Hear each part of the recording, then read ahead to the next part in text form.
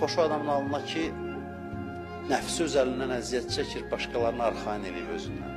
Başqaları bunun yanında o qədər arxaindir ki, mənə bundan ziyan gəlməz. Bu bir parça nurdur insanlar arasında. Belə adamlar özü qəliz olmur. Hərdən biz elə bilirik ki, ariflərlə yaşamaq çətindir, o tələbkar olar.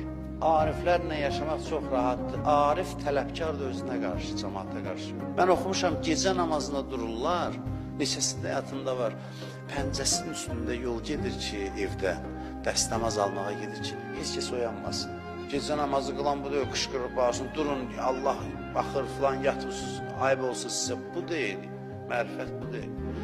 2 dənə əməl eləyib, basıb cəmaatın gözünü çıxardarsan ki, durun, ay bədbəxtlər, durun filan. Belə adamlar da var. Amma bunlar özünə qarşı tələbkardır, başqalarına qarşı müstəhəb ibadətdir. Ailəsi arxaindir, bu bizi bezdirməyəcək, bizlə sərt tutmayacaq, çətin rəftar eləməyəcək.